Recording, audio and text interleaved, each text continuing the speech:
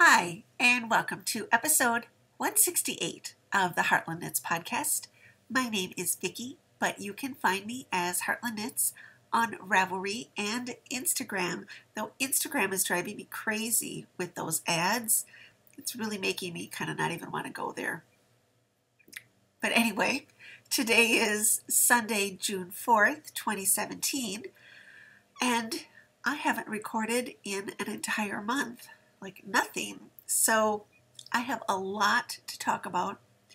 I am not sure, like even right now, if I'm going to try to record everything right now or if I will kind of record one section and then like another day record something else and then put them all together, or I might even do like a separate kind of episode for the garden stuff because there's a lot of garden stuff. So anyway, there might be costume changes and things, but today I want to talk to you about what's been on my needles. And I didn't really knit a whole lot in the last month, a little bit. I did a lot of sewing and then I was in the garden a lot of the time, but I always sat down and knit a little bit. And what I have been working on and continue to work on is a little cardigan. And I will show you a picture of it. It's hard to see because they have it over the top of another hand knit sweater and they're both lacy, so it's kind of hard to distinguish between them. But it's this little sort of a kind of cropped cardigan. And this comes from this Japanese book. It's a Shitomi Hito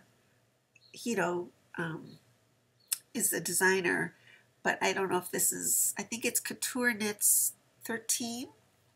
I don't know, but this is what the cover looks like. There's actually not any examples of the sweater in on Ravelry. So I'm knitting this sweater out of Sun Valley Fibers MCN fingering in this really beautiful color called Blush. It's a really perfect kind of blush pink.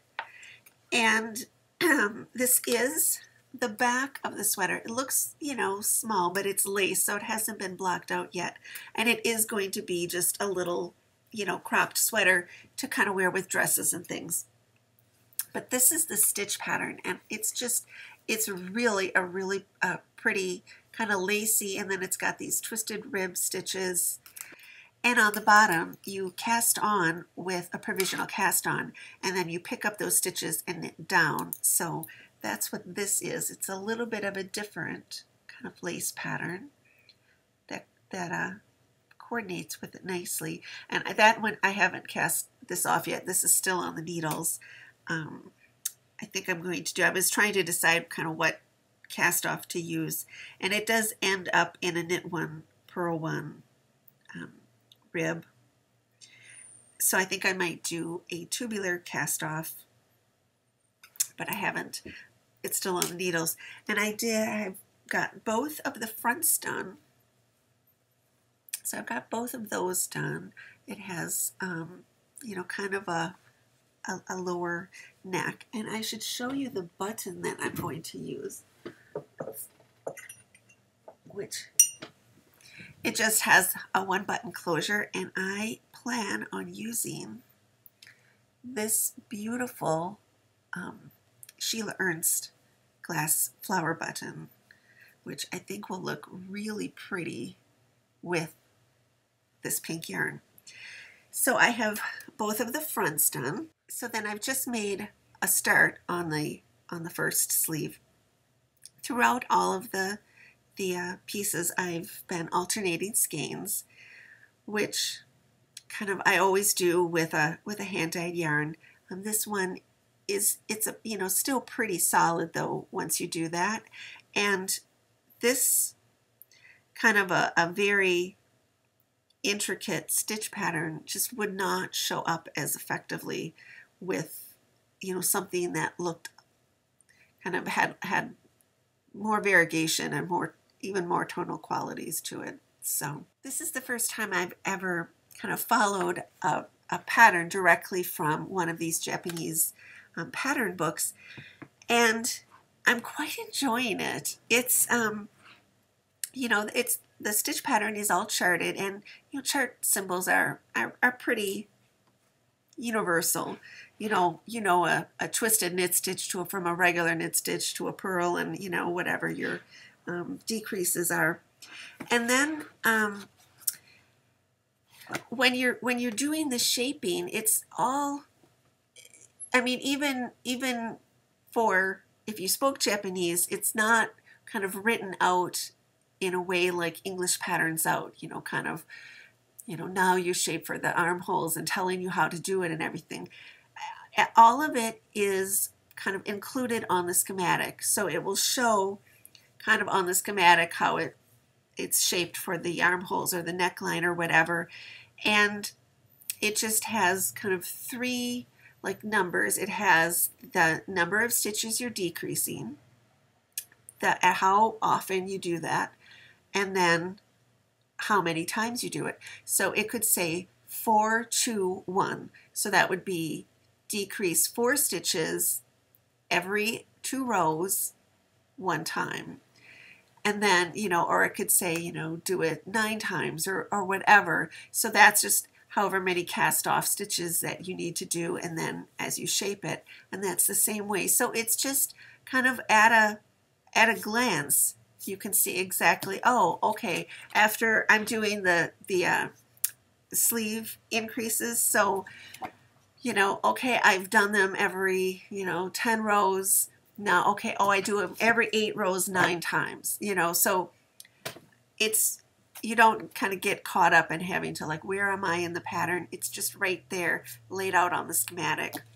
I'm really enjoying it. Yeah, so I'm really, quite enjoying it. And I don't speak Japanese at all, but kind of just from looking at that so much, sort of the character for stitches and the character for like rows kind of just translate in my head now, because I can look at that and read them like, oh, that's stitches, oh, that's rows.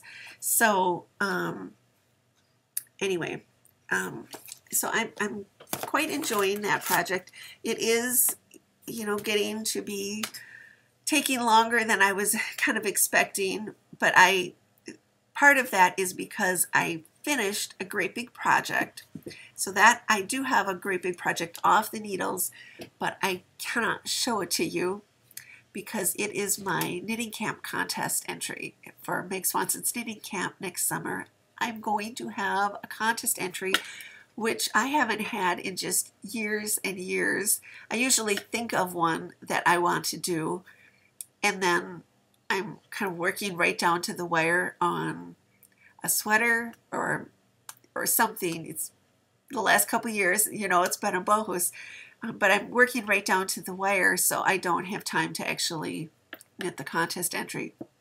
So this time I started that early. I knew exactly what I wanted to do, and I finished it. So I will show it to you kind of at the end of June at camp time, because I know there's a few campers who watch, so they can't see what it is. And the contest for me, at least, is really just for fun.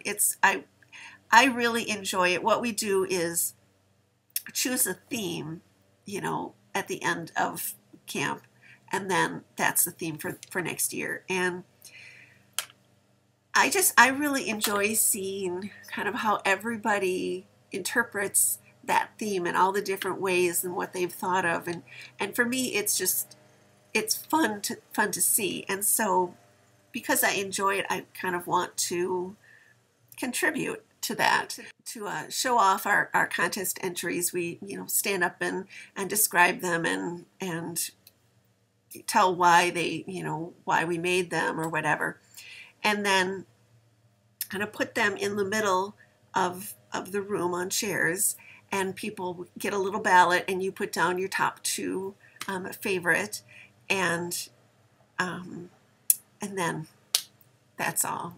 You do get like you do get a prize for entering, but I'm not doing it for a prize. I'm not doing it to win. I'm just doing it for kind of the fun of it. So in Imaginating, which is a segment that I haven't had in a while, but I have a project that I'm sort of feeling like I need to do, and this is also for camp. So the last couple years we've been having sort of a group kind of knit along kind of thing where a bunch of us kind of knit the item, and then we have a little parade that we do, you know, kind of seeing how everybody has made that. And last year at the end of the little parade that we did, one of the campers stood up and said, next year we should all do pie shawls. You know how much work a pie shawl is? And I just was like, yeah, I'm out. I'm out this year. I'm not doing that. Because a pie shawl is a lot of knitting. So I was like, not knitting a pie. I'm not knitting a pie. And then I went to Yarn Over in April. So there were a couple campers at Yarn Over from my session, and one of them, the first thing, like first words out of her mouth to me were, I knit a pie shawl last fall. I'm not knitting a pie. So anyway, in my imaginating, I'm knitting a pie. I sort of had this out with me on the porch yesterday, like trying to kind of figure it out. And so here's my pie shawl. I'm going to knit a half a pie. And this is a hand spun yarn that I spun last year. It is, you know, pretty thin. It's a pretty thin lace weight. This was plied with a silk thread, and I can't remember the exact proportions of the single I spun. It was, I want to say it was cashmere and silk and maybe Angora. I don't know. It's crazy soft, but it's plied with a silk thread. I did this on my wheel, on my Joy, I think. This is not the yarn that I finished spinning this year that was spindle spun. This is different. That is right here. That is the one that came on these little bobbins. They're both lace weight, but you can really see the difference in, this is like how this one was plied compared, because when you're plying, and it's spun a lot, this one has much more twist than this little one. So anyway, this is what I decided, and I am going to knit a half pie.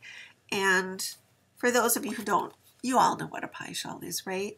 So it's like you kind of double the stitches. It kind of follows the principle of pie. So I decided I am going to knit a half pie out of this. This is about 1,500 yards. It's 1,476 yards, so almost 1,500 yards. And you know how I feel about knitting with hand spun, is that it needs to use all the yarn. So my idea is I want to do a pie, and I'm going to do, I have these books out, but I want to use all Estonian stitches in it. So this is my big Haapsalu shawl book from Estonia, and then this is Nancy Bush's Estonian book.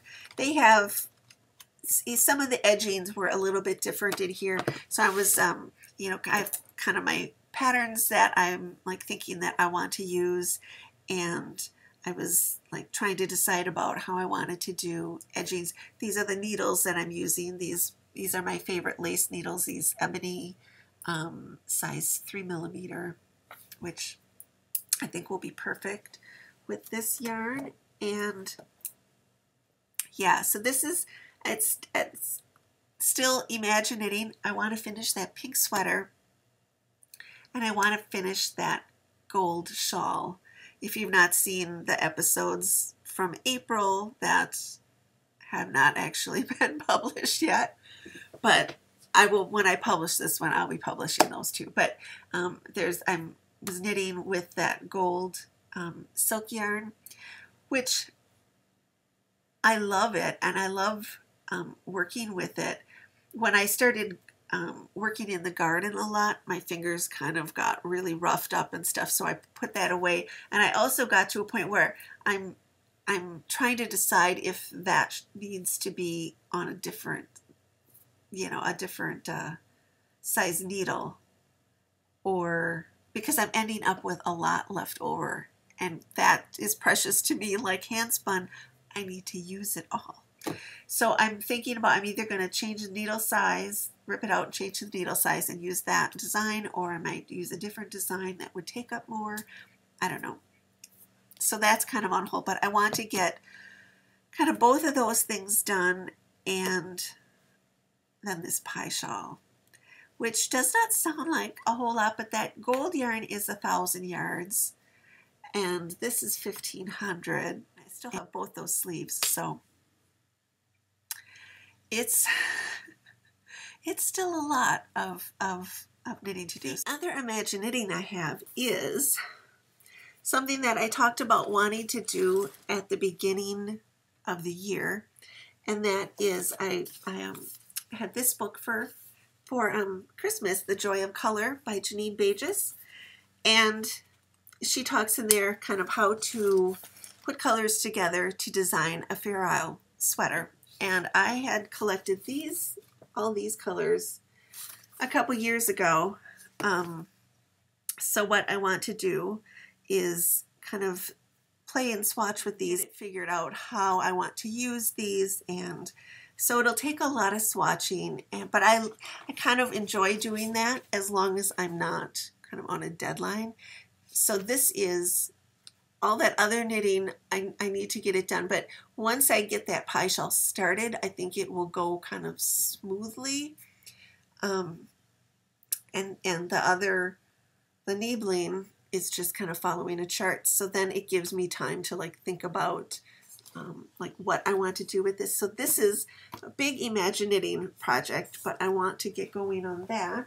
And then another segment I haven't talked about in a while is spinning.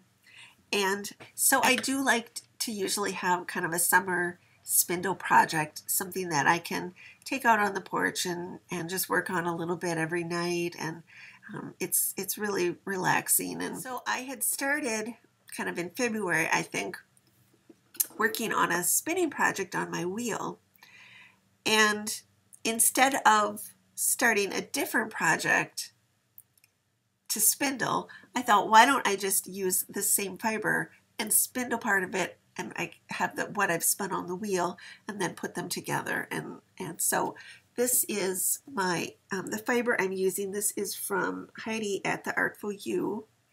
It is merino and silk in this really pretty kind of coffee-ish kind of colors. And I am spindling this on my little Golding Tsunami, which is my favorite. And you can see it's spinning up. It's even thinner on the spindle than it was on the wheel, but it's merino silk, and it's just a pleasure to spin. I'm not going to keep this. I do have somebody in mind that I would like to give this skein to relatively soon. And I have all this fiber left, so we'll see. I'm trying to work on that. And then I started another spinning project. So, I did the yarn room and fiber closet kind of tour last fall, and I had all those bins of fleeces. And I don't know when this was, like maybe March, I got to talking with a friend of mine and said, I need to spin a fleece. And so we resolved to have the Summer of Shetland. So for me, the kind of swatching with the Fair Isle yarn is sort of in that vein, the Summer of Shetland. I had been hoping to have some of these kind of lace projects kind of off my needles and done so that I could concentrate on that one more, but it is what it is. Those other, I really do want to have those shawls done. So anyway, I had a couple of Shetland fleeces in the closet, so it was like, okay, we're gonna spin Shetland. So this is so I started my spinning. So this is an washed. All of the fleeces were washed, and these are, I just have one of them. The other one is still put away. So I have Shetlands from Shetland. So Elizabeth Johnson will sometimes come to the John C. Campbell Folk School and teach workshops.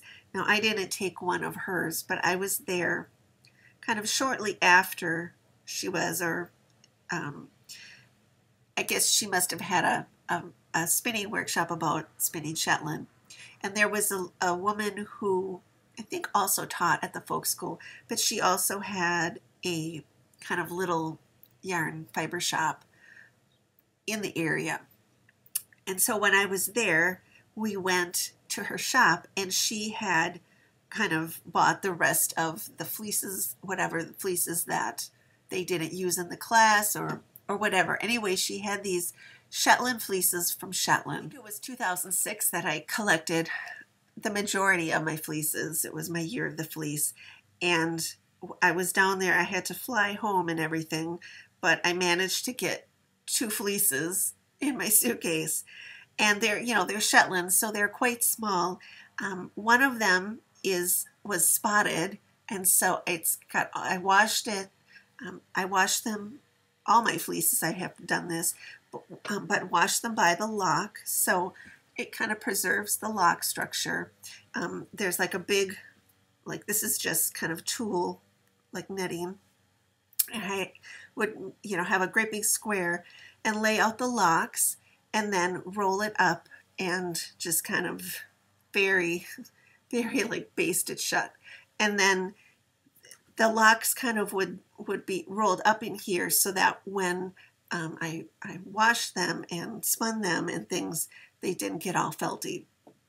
So, so the one fleece is spotted, and this one is like this really pretty silver gray. So I started the process of carding this when I first bought these, and all my fleeces, I did little kind of sample sheets about the different ways you could flick them or card them or comb them. And these were sheets that this is how I learned from my spinning teacher, Patsy Z, who is honestly the best that there is out there, I think. So I kind of went back and I knew I wanted to card these, and so I had to kind of resurrect my hand carding skills. So these are my hand cards that I'm using with these. These are Ashford student cards. So they're probably the lightest weight ones that there are out there, still being like a full size. And these I kind of Patsy recommended because I mean, at that point my wrists were still nice and strong. Now, after having had chemo, my wrists are one thing that kind of really I feel the difference in. It's really hard for me to open, things, open jars, or that my wrist strength is really gone. And so carding is hard on them. So I think what I'm going to end up doing is I did 10 row-logs kind of one day and really felt it in my wrists. And then the next day I spun them. So I think I might have to like do less, kind of do some, card some one day and then spin them the next. And I'm spinning these on my big Lindrum Saxony wheel. So they're both quite small fleeces. They both fit into a pillowcase. So that shows how small they are. But it's kind of nice to have fleece in your hand. And it was nice to kind of do this after after doing so much in the garden, my fingers were really ripped up. This is washed, but there's still that little residual lanolin in them, and it made it feel so much better. So anyway, that is kind of a great big summer project that I am working on. So I have lots to keep me busy. So much sewing. I've been buying fabric just like crazy. So I think I will hold off like the sewing, maybe do that, maybe do sewing and gardening in another kind of episode. So for show and tell, I have a couple of show and tells, but one of them you've maybe spotted in the background there. I actually these just came in the mail. They haven't been worn yet, but so in the April shows, I talked about going to the Fluvog store in Minneapolis, and I got a pair of shoes, and I tried on a whole bunch of shoes. And then in the middle of May, it's International Fluvog Day. It's John Fluvog's birthday, and kind of everything in the store is on sale. And so I had to get a pair of shoes, and I chose badly. I looked at them and I kept looking at them, and they did not make my heart sing like the ones that I tried on in Minneapolis. So they very kindly, I called them last week, and they very kindly said, send us those shoes and then, exchange. So they would exchange it so that I could get these out of the Minneapolis store, because I know they treat their shoes nicely there. So, long story. These are my Malalas. They are shimmery like that. They're kind of, the color is not coming out right. It's kind of a